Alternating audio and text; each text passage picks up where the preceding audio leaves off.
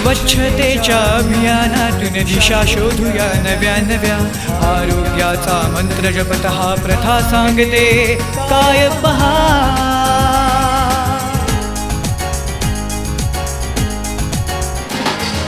स्वच्छतेच्या अभियानातून दिशा शोधूया नव्या नव्या. आरोग्याचा मंत्र जपत हा प्रथा सांगते काय पहा. नमस्कार मित्रांनो, नमस्कार. आज तुमच्याशी एका वेगळ्या विषयावर संवाद साधताना मला खरंच खूप आनंद होतोय. तुमची, माझी, आपणा सर्वांचीच सकाळ हसताना आपण केव्हा अनुभवू शकतो मी सांगतो तुम्हाला. जेव्हा पोट नाही भारी तेव्हाच सर्व अभ्यास सुखकारी.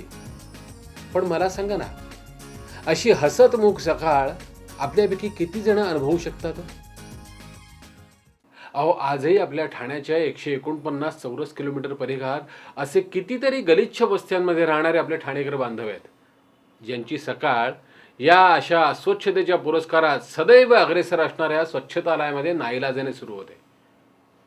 पण काय हो, याला तुम्ही स्वच्छतालय म्हणणार की नरकालय? नक्की ठरवा. हे चित्र बदलावं असं नाही वाटत तुम्हाला? काय अजागळराव, काय म्हणताय? काय? हां हां हां हां हां हां म्हणजे इतर कुठल्याही बाबतीत आपल्या सर्वांचं एकमत नसेलही कदाचित, पण या बाबतीत मात्र आपल्या सर्वांचंच एकदम स्ट्रॉंग असं स्वच्छ मत आहे, नाही का? अरे वा वा वा, फारच छान. हा, पण त्याआधी ऐकूया आपल्या MMRDAचे प्रमुख श्री रत्नाकर गायकवाड साहेब आपल्याला काय सांगतायत ते. मुंबई आणि पुणे महापालिकेमध्ये मी काम केल्यानंतर मला असं दिसलं की शहरी भागातील एक मूलभूत समस्या म्हणजे सार्वजनिक शौचालयांचा अभाव.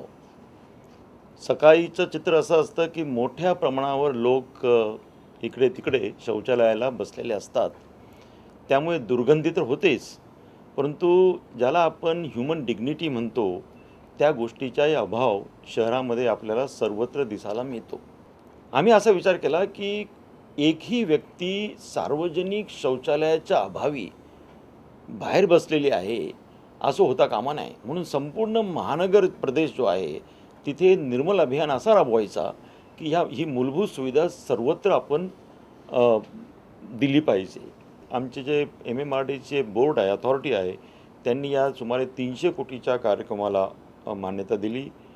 आम्ही इथे प्रशिक्षणापासून सुरुवात केली. सेवाभावी संस्थांचं आम्ही इन्व्हॉल्वमेंट घेतलं आणि 24,000 शौचालय सीट्स एका महानगर प्रदेशामध्ये बांधकाम करायचा हा कार्यक्रम जो आहे, आणि तोही लोक सहभागातून, असा कार्यक्रम भारतामध्ये कुठेच झालेला नाही.